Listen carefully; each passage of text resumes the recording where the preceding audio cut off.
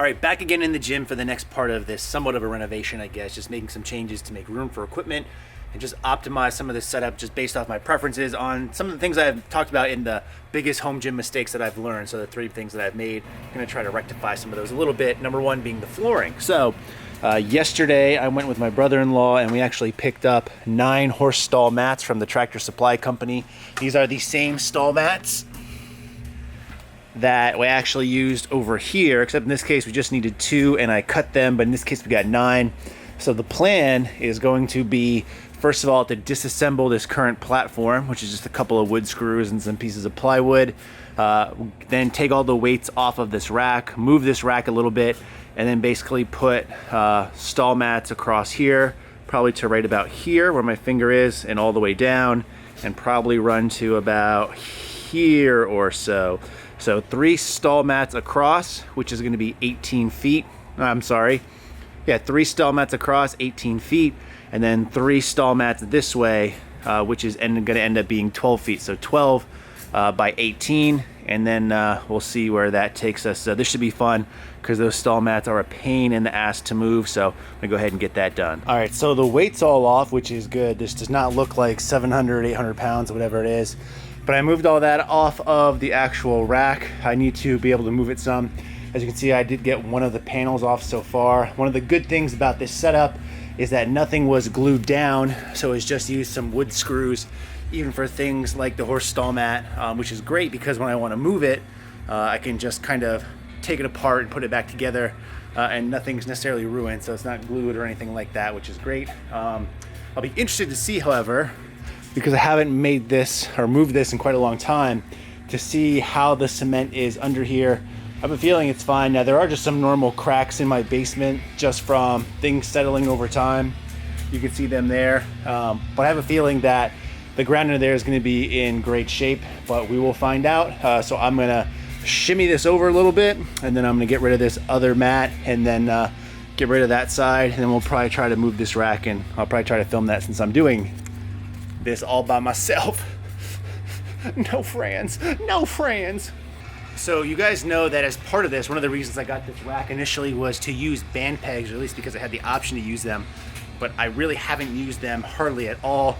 I pretty much just use them right now to hold, I'll show you, all of my bands and stuff, which I don't really use too much either, but they come in great handy when having to move this rack, because all I do is I set them up here and here, and then because I'm forever alone, I can actually use them like handles to adjust.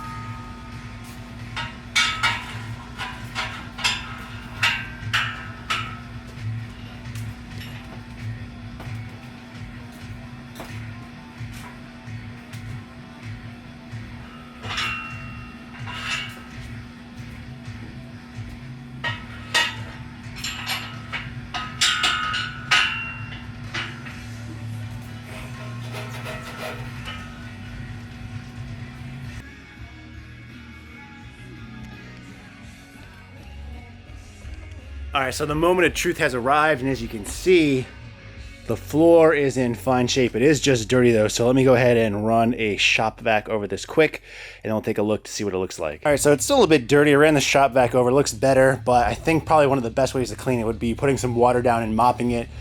But I don't want to do that because although it's dirty, it doesn't look great now, I would rather just cover it when it's dry instead of putting the mats over something that might be wet a little bit, and I'm lazy and impatient. I don't want to wait. I don't want the potential of mold to grow, and since the mats are going to be going over this anyway, you're not going to go see it. But as I mentioned before, the floors are in perfect shape. So if you're thinking about building a home gym and you really want to know, is it going to ruin your garage? Is it going to ruin your basement?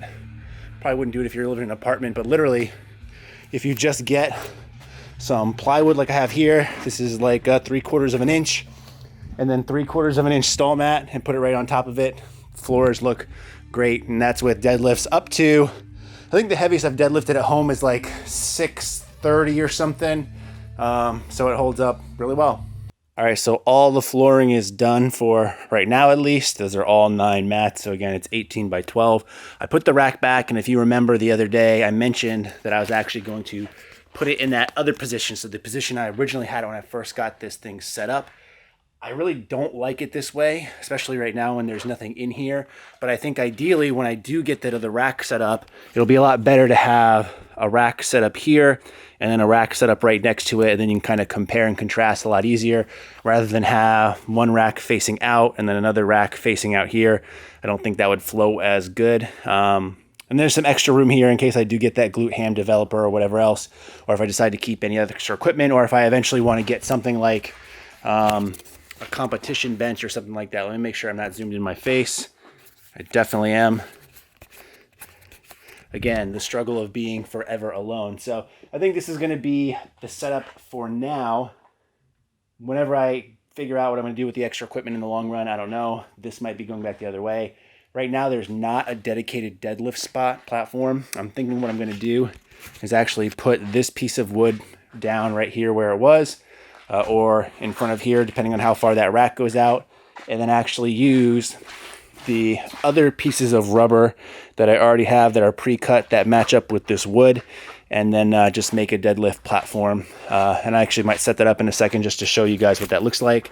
But that being said, don't film by yourself, kids. You're going to have a bad time.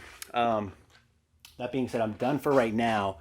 I'm not going to do the rack or anything else today because it's Sunday and I have some other things I want to get done, but I did want to get the flooring down because that's going to be the biggest pain in the ass. I'm probably going to wait to actually mop it down and clean it. It definitely needs it because Tractor Supply Store keeps these outside, but I'm going to wait until I get everything set up just because I'll be tracking a lot of dust in from the floor and from the racks and other materials and debris, so I'll probably wait till the end to clean everything up and make it look nice, but I think it looks pretty good. It smells like shit right now, and if you've ever invested in these rubber stall mats, you know, for at least probably a month or two, they smell like rubber. So just be fully aware of where you're putting these. So if you're putting them inside your house, probably not a good idea. You might want to keep them outside for a month or two before doing that. But hey, that's just me. So let me show you what these mats look like for a deadlift platform, and then I'll probably stop the video there. All right, so it's actually the next day because I got lazy. Well, not lazy. My wife basically told me we had to go. We had other plans. So I didn't get a chance to do the deadlift platform yesterday, but here you can see it. And it's not going to stay there because it's just, first of all, in a very weird spot compared to the rest of this flooring. And it really depends on where everything else goes and how this fits. But the nice thing is right now it's pretty much in 3 separate pieces. So it's just stall mat, plywood, stall mat, and literally you could just move this around right now. So it's pretty versatile. Again, I'll figure out where it's going to go eventually, but who knows. One of the nice things though is with this stall mat that I actually did have to end up cutting. I forgot that before. These pieces were 6 feet by 2 feet to go along the side of my other platform, and this piece is only 4 feet long. I had to cut a 2 foot by 2 foot piece off of each end, which actually worked out very well because number one, it makes everything even there. And then when we look at these other pieces, one of the things I can steal and claim as my own, well, I won't, I'll give credit where credit is due, is my good friend Audie, who runs Conquering Barbell. He actually recently built his own platform. And you can use these extra pieces, which end up being about 1.5 inches. And now you can do stuff like deficit work on there. And the great thing about that is, unlike plates or something that could be a little bit slippery or move around on the wood, those stall mats won't go anywhere. So it's a good multi-use for that, which is cool. So there's next up will be to be putting out some together these racks. We'll see how that goes. I'm actually supposed to be getting another shipment in from Strength Shop today. It's going to be a squat, yoke, stand hybrid, and a bench. So I don't know where the hell that's going to go. So I might try to get some of this together. But again, I'm by myself, so I might not be able to get very far. Might have to actually call in some friends. But we'll leave you guys there. And in the meantime, as always, thanks for watching. I'll just see my beautiful face with glasses, which probably has really bad glare. Thanks for watching, and I'll update you guys when I can. And we'll check you next time. Peace.